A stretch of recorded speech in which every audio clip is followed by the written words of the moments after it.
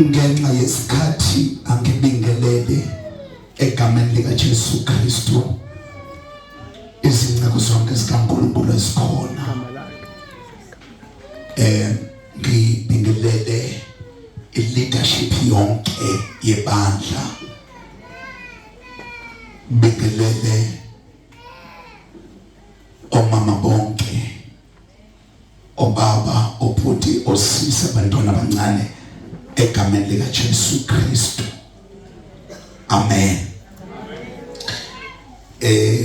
sengi donswa ngendlebe ngino 15 minutes la ngaphambili bazalwane amen so ke angizama ukuba mfishane ngayo yonke indlela engenza ngayo haleluya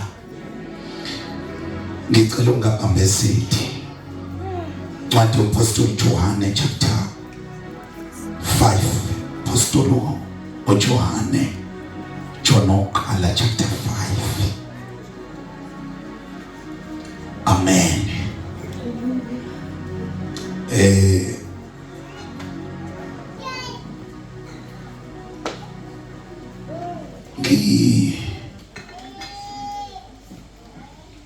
ngiyafisa bingelela labazalwane kakhulu ngibonga uNkulunkulu ngabo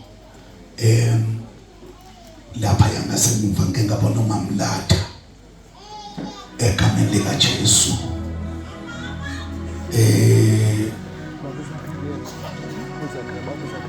umama umbatho mdala umama uZondi ngeke ngambona komama esikhule eduze kwabo yibo no mama uZaca ngibonile komama esikhule eduze kwabo ibo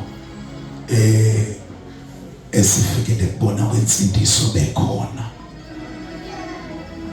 amen ngibone nobaba uqula ngazi noma ubaba umbatha osekhona yini nama akekho kodwa ngike lapha ya ukhona ubaba uqulu siyabonga kakhulu ngabo amen ebese ngibonge kakhulu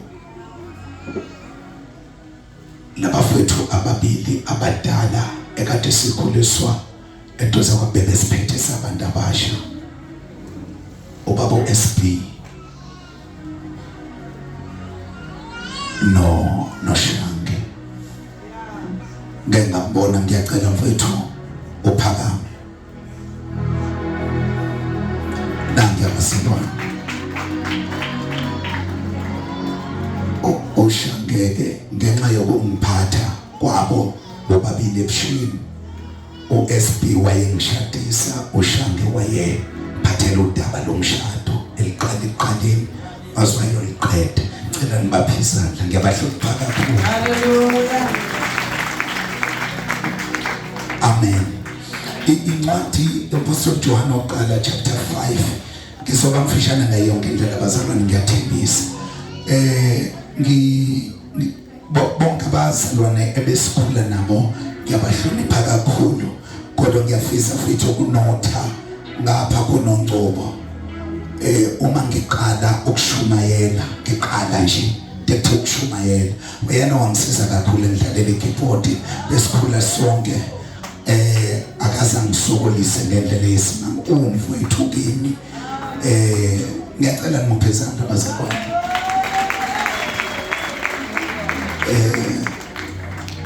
ngiyakhumbula maMshange nake nase ngathetha kwenye imvuselelo nifuna uNomntu abuye wayehlabelela noSlina ngiyalapha ya noSlina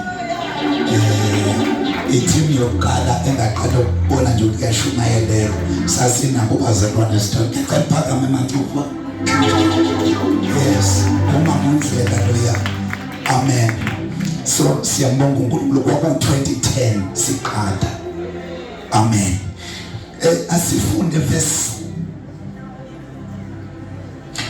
4 ngokuba konke okuzelwe nguNkulunkulu kuyalinqoba izwe lokhu kuyinqobo enqobe izwe ukukholwa kwethu. Siyabonga Baba, izwi lakho lithembekile liphilile nguNkulunkulu wethu. Siyacela uphinde ubambe impilo yethu ebusuku ngegama likaJesu Kristu, amen. Lithi iBhayibheli konke okuselwe uNkulunkulu kuyalinqoba izwi. Ngifisa nje ukuthatha lokho kuphela ngoba isikhathi asimvumeli. Bengifisa ukuxoxa enye indaba kodwa ngenxa yesikhathi sekufanele ngixoxe lemfishane.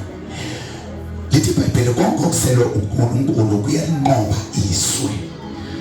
Usho njalo uJohana, ngazi ukuthi ubeboneni ubezweni kodwa kuyena kuyavuka ukuthi mayesebhalela abazalwana akusho lokho ukuthi ningakukhohlwa ukuthi konke okuselwe uNkulunkulu kuyalinqoba izwi. Oh amen. Lithi-ke iBhayibheli mufunda incwadi yabaseFesu chapter 1 verse 3, 4, 5 lithi uNkulunkulu umuntu benaye emaphakadeni engakabi naye emhlabeni. Umuntu akaveli sekukhona umhlaba kodwa umhlaba uvele khona umuntu. Umuntu mudala kunomhlaba, umhlaba musha. Umhlaba wakhiwe njengekamero la ezofika ahlale khona umuntu. uNkulunkulu benomuntu kuyena umhlaba ungekho wase emfunela indawo angasambeke kuyona. Bese umuntu nje vele indala indaba yakhe. iBhayibheli wamdala umuntu bayisemdala kusukela kuGenesis ewa ehluleka ukubamba istandard uNkulunkulu akade emdalele sona.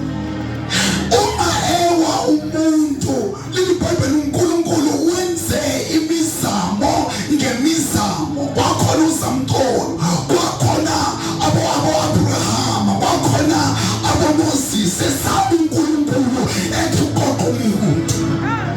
Umuntu engagoqeki lithi iBhayibheli kwafika la uNkulunkulu ethi kambe yini engayehlisa yokugcina. Wayesededela umuntu. Lithi wayededela uJesu. Mayededela uJesu ngifisa ukuveza ezinye zezinto uJesu asifele bese siyathandaza. iBhayibheli mawufunda kahle emva kokuba kulibale ubudlelwane bomuntu noNkulunkulu kwaphoqa ukuthi kube khona imediator ezoba phakathi komuntu noNkulunkulu. Kwafuneka umuntu owazi ulaka likaNkulunkulu ukuthi lingakanani besame phakathi kwabo azoshweleza. Lithi iBhayibheli mayebhala ukuthi umlamleli phakathi komuntu noNkulunkulu umuntu Kristu Jesu. Kwakunesidingo ukuthi kube khona ongena phakathi ukuthi uNkulunkulu mayevuka ulaka besamncenga athi hayi manje awulikhona abazalwane. Into esenza ukuthi sime kanjena yingoba kwaba khona umuntu okwazi ukuyopholisa ulaka lukaNkulunkulu. Ngoba uNkulunkulu umhlaba kufanele ngabe kadwa konke umhlaba ngenxa yoyedwa okwazi ukungena phakathi komuntu noNkulunkulu. Amen. Hallelujah. Nikhona kodwa abazalwane. Ngifisa ukuthandaza. iBhayibheli uma ufunda incwadi yamaHebheru enye yezinto uJesu avumile ukuzoyifela kungenxa yokuthi uSathane watholakale namandla phezu komuntu. Emva kokube uyile umuntu uSathane kwaba namandla. Hawu amen. Ngiyafisa ukuthi mangehlelana ngikutshela into eyodwa ukuthi njengoba uJesu akunqobela nawe usalelwe inselelo yokunqoba. Ikhona abazalwane. Ngikhumbula ukuthi ke noma ngathiwa abazalwane sebekujaje ngayiphi indlela kodwa ukhona lokushwelezayo ngawe. Kukhona lo omali awuphakathi kwakho noNkulunkulu. Kuyenzeka abantu bakunikeza amagama bezinayonke into ngoba vele kumsebenzi wabo ukuthi nje baqamba yonke umuntu uyayiqamba yonke into ephambi kwakhe uyiqhamba ngendlela evele ngayo. Kodwa ukhona lo ongakunikeza amagama okubuka ngesimo sasemaphakadeni ukuthi ngaphambi kokuthi uwehlele emhlabeni ubunjani. Awu amen. Yazi mhlawumbe sinenselelo kusisibuza ukuthi kuyena besinjani. Siyona yini leyo nto. Abasebenza emabheki abayazi ukuthi kunesinkwa ezibizwa ngama-reject. uNkulunkulu uyakwazi ukuxosha i-reject selinjalo ayilungise. Uyabona masihlangene kanje nabazalwane sihlangene nabantu abanenhliziyo ezibuhlungu.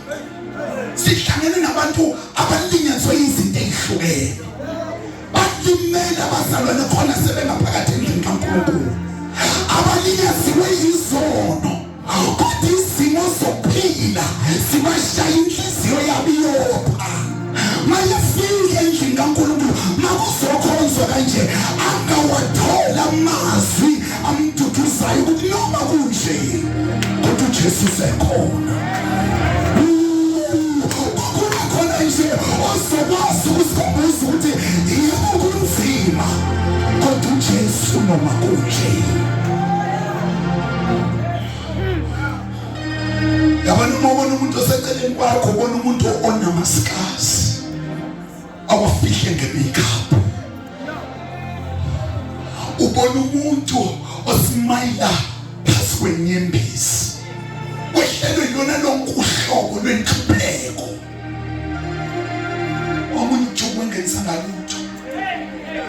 Wasondwa yibandla lambiza ngawonke amagama. Ngoba inhlamba yezona yiswele kodwa ebuhlungile yasendlini. La kufanele ngakududuzwa khona endlini ngoba ibona abakhahlela. Oh bake bakhahlele nabakhahlele ngisho pulpiti bami ngawe bavuthe ngawe.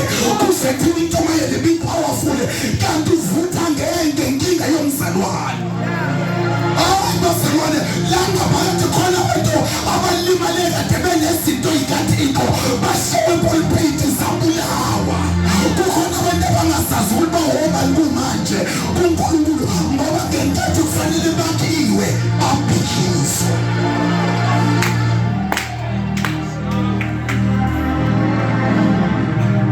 Ubona umuntu oseduze kwakho, ubona umuntu okade dynamic eNkulunkulu. Omunye wazulwa i-leadership. Baba kuyenzeka nje ikuzonde nje. Mayisikuzonde nje ivele ikuzonde akudingeki ukuthi uzone. Ikuzondela kwakona ukuthi awoni.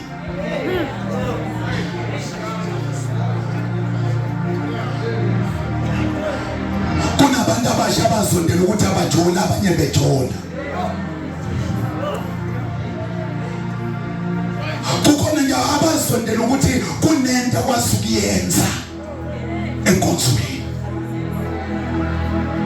Amen. Lithi iBhayibheli konke uNkulunkulu kuyalinqoba izwi.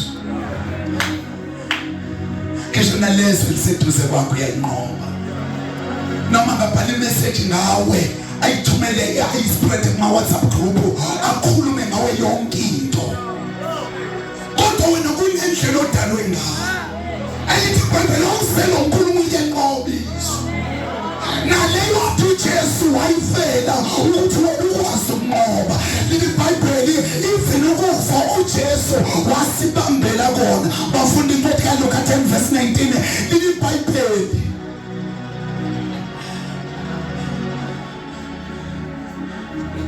ningathokoziswa. That is verse 20. Ningathokoziswa ukuthi amadimoni ayanithobela. Kodwa thokozile ukuthi amagameni alotshiwe yini encwadini. Kodwa before asho lokho uJesu ku verse 19 uthi uJesu ila verse kumbuze machozi.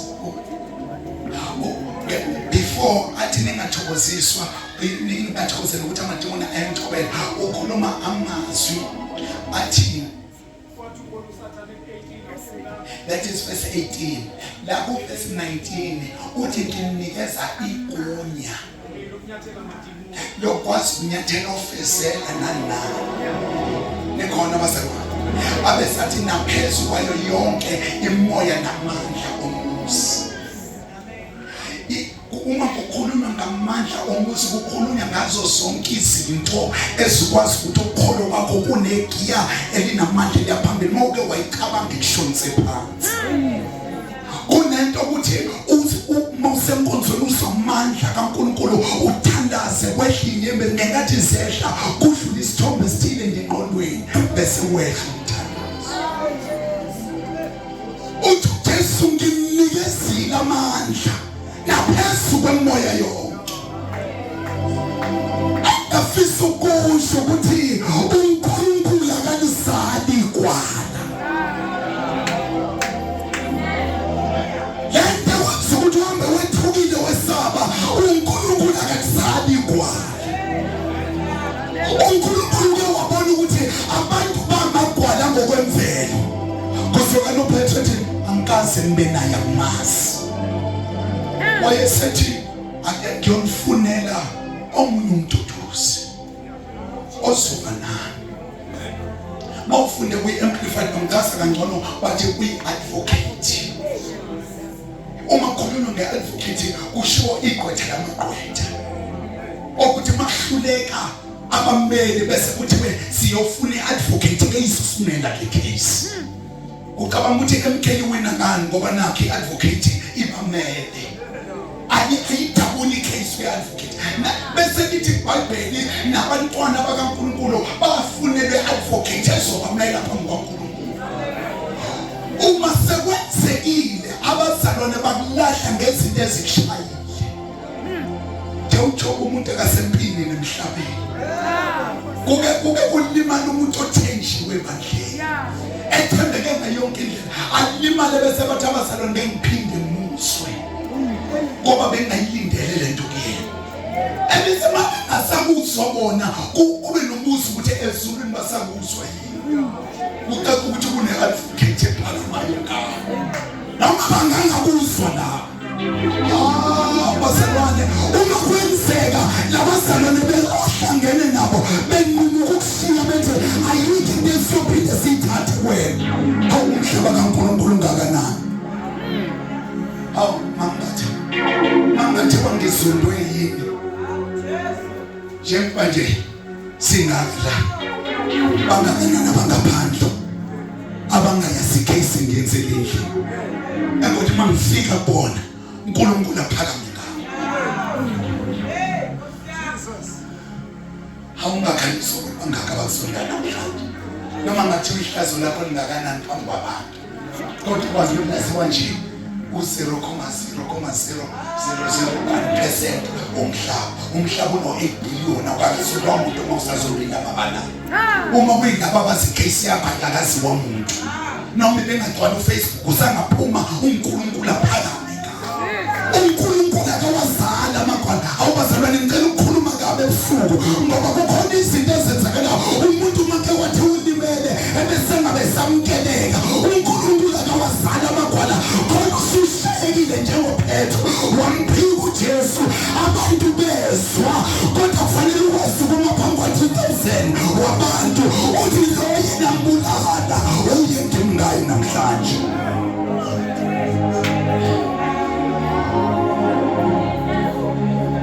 Lithi iBhayibheli uPetro wamphika kwadlula insuku esimbalwa kwakudlula amafika ambalwa kwaziwa ukuthi umphikile wathi akamazi uJesu. Angazi ukube thiwa bese nesikhathi bengiyobe ngixoxa nalento ukuthi uNkulunkulu ngempela kunesikhathi la umbona khona ukuthi akanayo ife.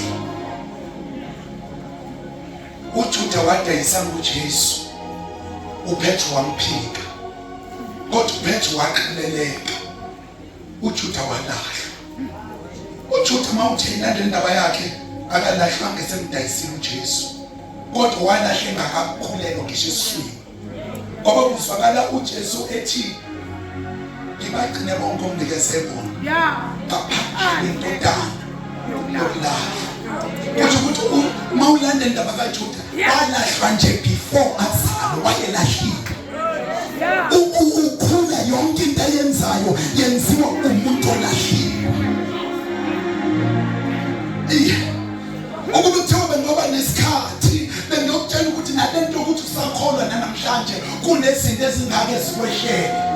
Ingoba kukhona into ekuthiwa ukukhetha kaNkulunkulu okungafani nokwabantu.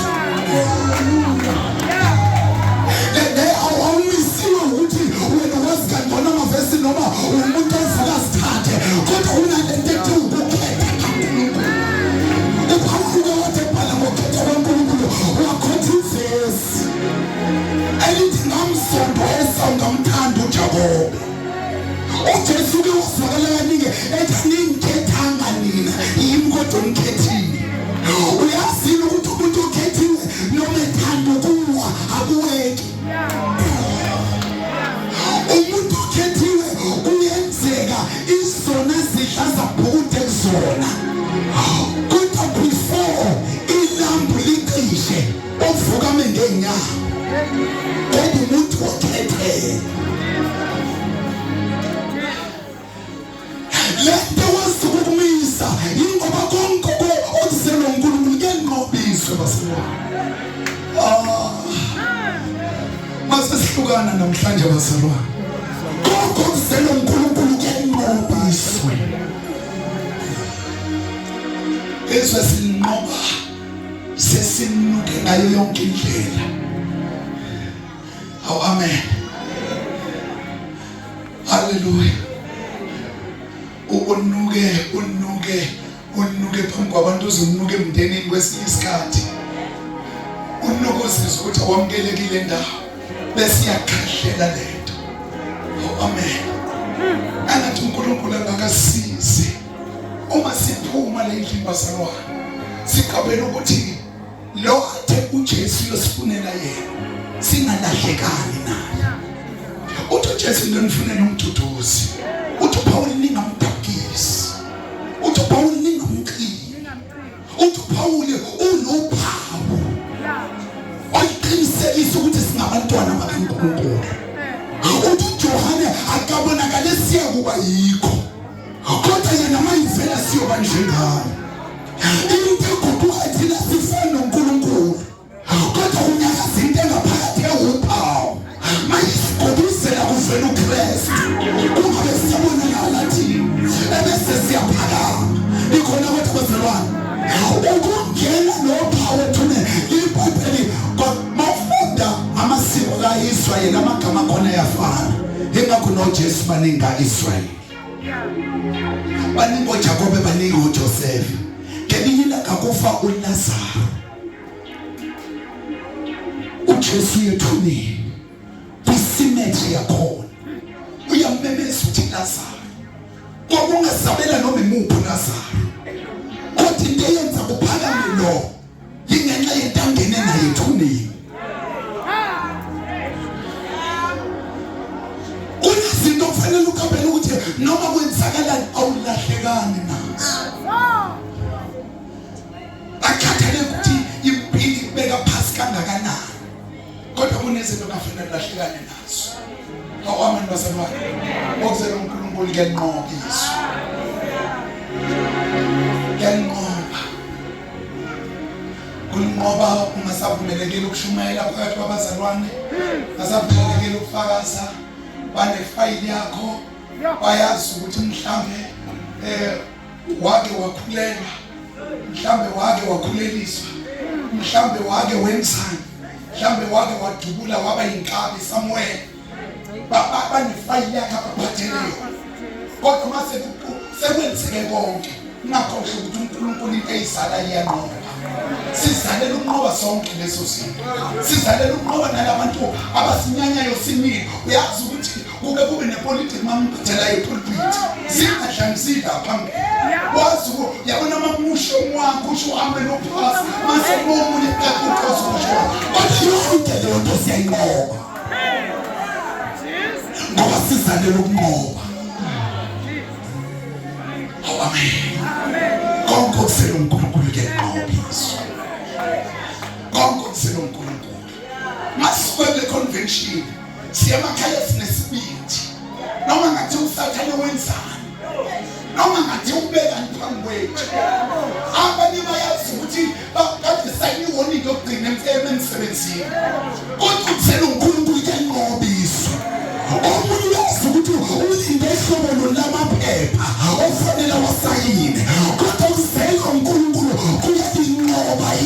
ngawe akhetha ukubhekene nayiphi inkinga.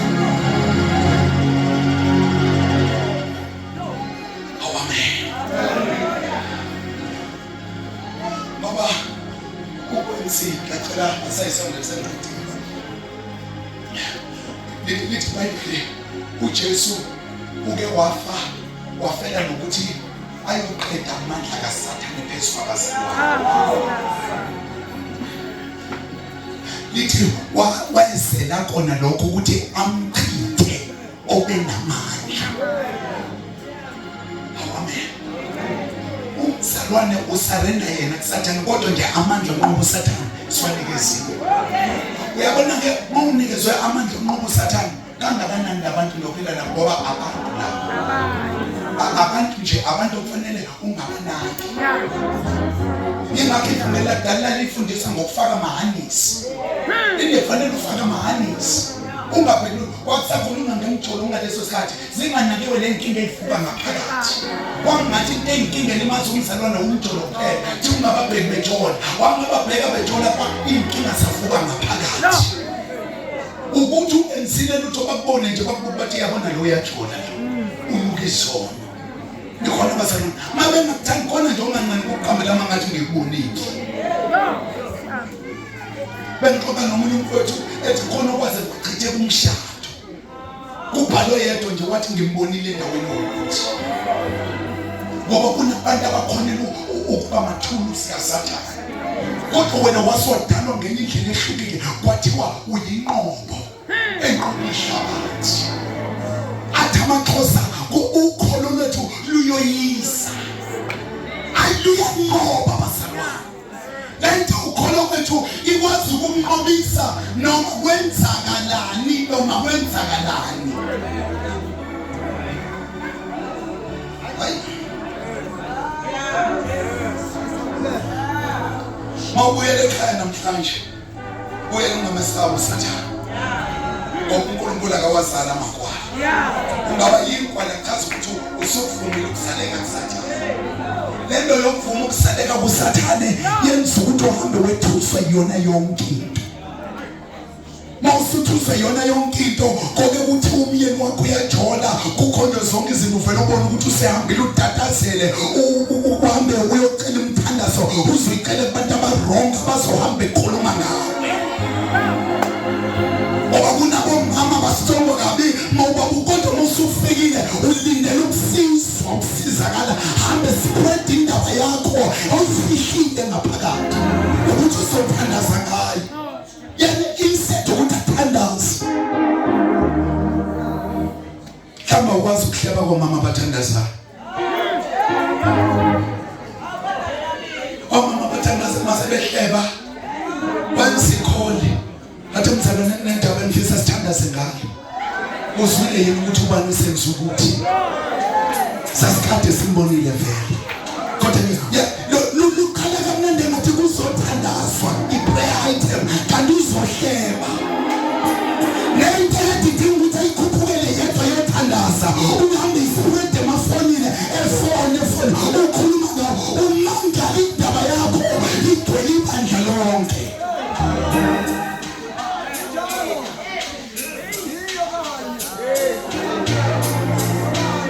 Asithi amen. Kodwa konke ukuzela usomandla kuyalinqoba ihlabathi. Indaba yakhe igcwele ibandla. Ngena ngesimanje. Bambeze ngaphambili bathi sacela azobingelela ubani. Kanti nje bayakudelela vele bafuna ukubona ukuthi uzobuze yini. Uthi lapha ehleli khona kunesima yebo khona kunesijabula ibabala elisiphopholosa iyamazi osho zegcwele inyembezi nalo emsobiza yena okade ukhuluma leyo umuntu owathi ukhuluma ngawo umuzo ngokuqala kunikeza uthando hle phasi abe sikuthanda Besithanda umzalwane wethu. Uyazi ukuthi ukhava.